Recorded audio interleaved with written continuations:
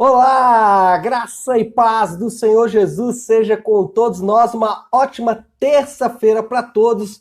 Hoje é dia 13 de abril de 2021. São 7 horas 32 minutinhos. Estamos começando o nosso devocional de hoje.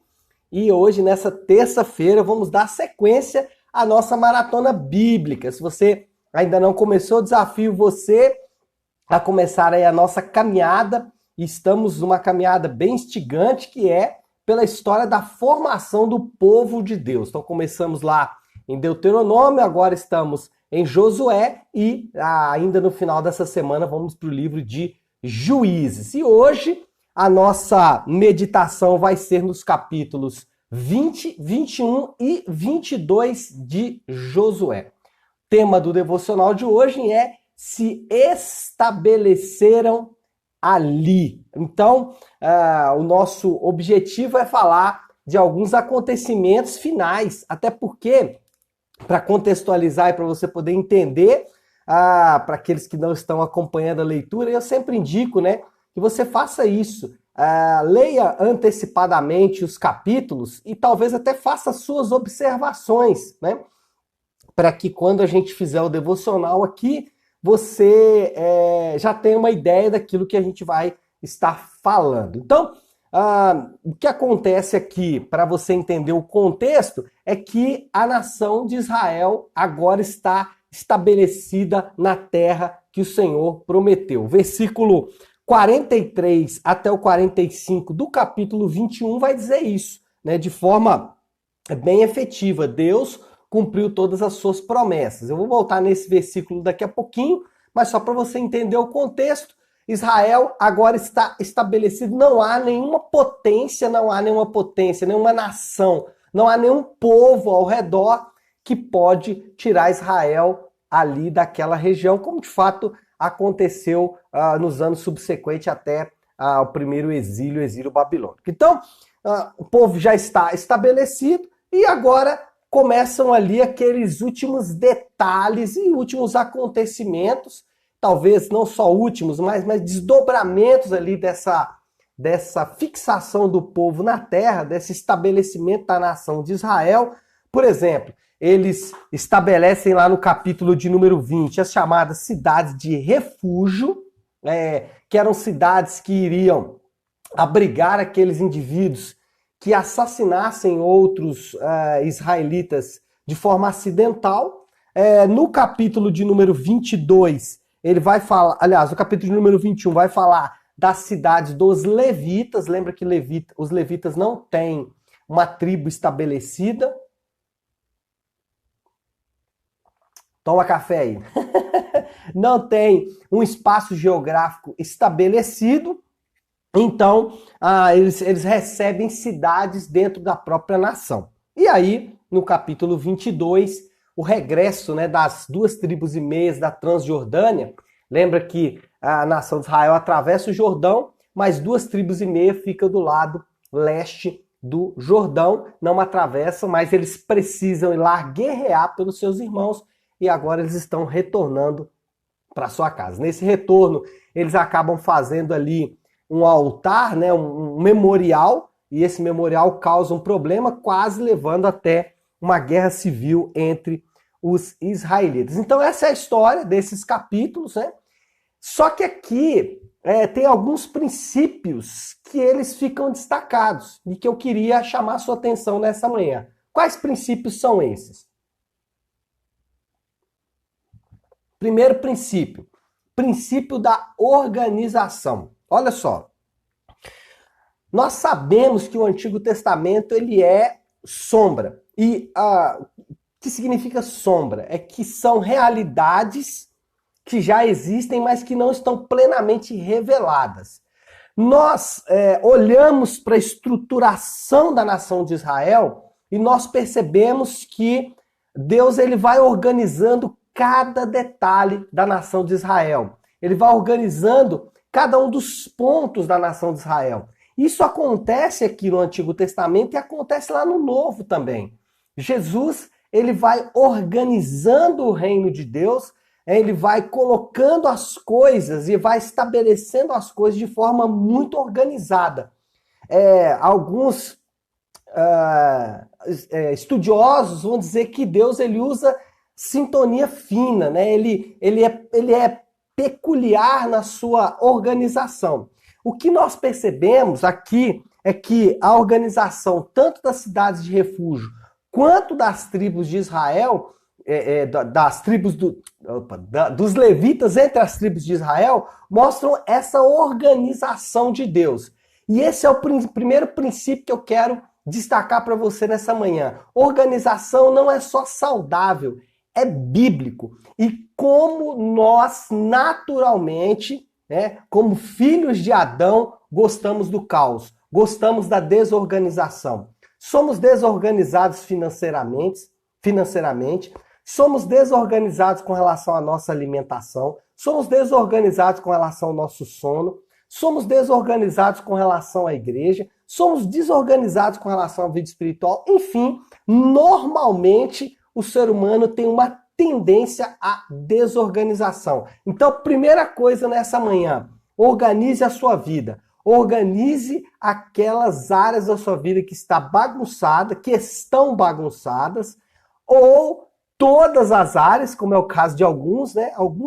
As áreas da vida estão todas bagunçadas. Então comece a organizar. Organize a vida financeira, organize as suas emoções, organize o seu ministério, organize o seu tempo, organize todas as coisas na sua vida. Uma das preocupações que eu tenho tido nesses dias é que os membros da Igreja Nave, eles não entrem no ativismo. E olha só para você ver, algumas pessoas, mesmo nesse período de lockdown, de confinamento, eles não conseguem se organizar. Mesmo às vezes, tendo oportunidade por não estar tão preso à correria do dia a dia, eles não conseguem se organizar. Então, organização não é apenas saudável, é bíblico. Um cristão que não é organizado nos menores detalhes da sua vida, ele está de alguma forma rompendo com o princípio da palavra de Deus, porque o próprio Senhor Jesus ensinou em vários momentos uma organização muito grande. Por exemplo, ele vai falar de alguém que vai edificar uma torre que não se assenta e faz primeiro uma lista de despesas para saber se o que ele tem de recurso vai ser suficiente para ele construir aquela torre. Então, primeira coisa, organize a sua vida. Quer um lugar onde o crente normalmente é bastante desorganizado? Quer um lugar onde o crente mostra toda a sua desorganização? É na vida financeira. E isso é um problema. Então, primeira coisa, o princípio da organização. Segundo princípio é o princípio da comunidade. O povo de Deus ele é estruturado em comunidade. Essa é uma crítica que eu faço às chamadas igrejas online, e nada contra quem pensa diferente.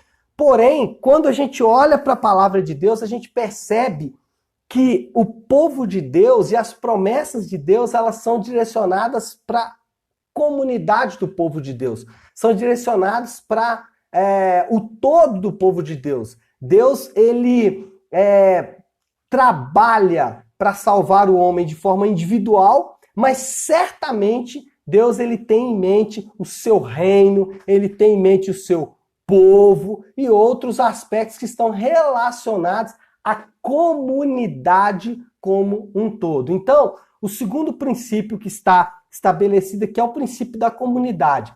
Preste atenção, tem sido muito atacado nos últimos anos a questão, e agora, né, semana passada, isso ficou mais evidente, porque aquela discussão no STF sobre abrir ou fechar a igreja, e muitas vezes a pessoa pergunta ou fica na dúvida, poxa, será que eu sou igreja de forma separada? Quando a gente olha para a Bíblia, a gente percebe que Deus ele estabelece uma comunidade, ele estabelece um povo, ele estabelece a sua Assembleia dos Santos. E essa Assembleia dos Santos, ela existe de forma física, de forma visível, não invisível como alguns querem ensinar. Então, primeiro princípio, o princípio da organização. Organize a sua vida, põe as coisas no lugar, pare de dar desculpas de que eu não sou muito bom para organização. Organização é bíblico. Segundo, princípio da comunidade, você faz parte de uma comunidade, você faz parte de um povo, você faz parte da família de Deus, você faz parte do reino de Deus. As promessas são corporativas. E, em terceiro lugar, o terceiro princípio aqui estabelecido é o princípio da promessa. Brincadeiras à parte, se nós estivéssemos aqui reunidos como igreja, eu diria para você, levante a sua mão direita e diga, as promessas de Deus são infalíveis. Mas de fato, né, e brincadeiras à parte, de fato essa é uma verdade, esse é um princípio estabelecido. Deixa eu ler com você aqui um versículo, só para você entender. Versículo 45 do capítulo 21. Josué 21, 45. De todas as promessas do Senhor à nação de Israel, olha aí o aspecto comunitário. De todas as promessas de Deus à nação de Israel, nenhuma delas falhou, todas se cumpriram.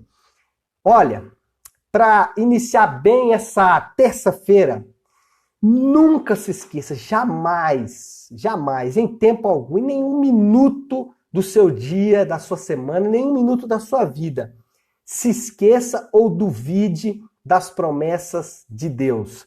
Elas são infalíveis, todas elas vão se cumprir fielmente. E você quer algumas promessas para animar a sua terça-feira? Ele prometeu que ele voltaria. Ele prometeu que ele buscaria o seu povo. Ele prometeu que estabeleceria nessa terra o seu reino de paz, de justiça e de verdade. Ele prometeu para mim e para você um final feliz. Ele prometeu para mim e para você que iria construir uma morada para mim e para você. Então, são promessas de Deus feitas à sua comunidade. São promessas de Deus feitas ao seu povo. E assim como, lembra que eu disse que o Antigo Testamento, é sombra de uma realidade já existente? Então, olha só para você ver. Assim como Deus cumpriu todas as suas promessas com a nação de Israel, e algumas ainda vão se cumprir, assim como ele cumpriu essas promessas, ele também vai cumprir promessas nas nossas vidas. Então, podemos nos abrigar nessa esperança, podemos nos reconfortar nessa esperança, podemos encher o nosso coração de alegria nessa esperança. A nossa esperança não estão, as nossas esperanças, a nossa alegria não está nas coisas falíveis. A nossa esperança não está nas coisas passageiras e nas coisas que podem falhar. A nossa esperança está no Deus Criador que fez os céus e a terra. Então, meu amigo, meu irmão, minha irmã, quando você sair hoje para trabalhar, se você já tiver saído, se você estiver a caminho, se você tiver chegado do seu trabalho, se você ainda vai sair para passar o seu dia e para viver o seu dia, nunca se esqueça. As promessas de Deus são infalíveis e todas as promessas que ele fez para a sua comunidade, e essas promessas, elas não são subjetivas. Elas não são tipo assim, olha, você precisa lembrar. Não, são promessas objetivas. Estão declaradas na palavra de Deus. Nunca, nunca, nunca deixe de confiar nessas promessas. Quer uma boa promessa para você ficar bem esperançoso nessa terça-feira, para ficar bem alegre, para ficar bem animado para essa terça-feira? Ele mesmo disse que aqueles que são dele, ele jamais abandonaria. Essa é uma promessa que ele fez para mim e para você. Então, viva essa terça-feira, viva essa semana com o princípio da promessa de Deus bem firmada no seu coração. Então, para resumir e nós orarmos, princípio da organização.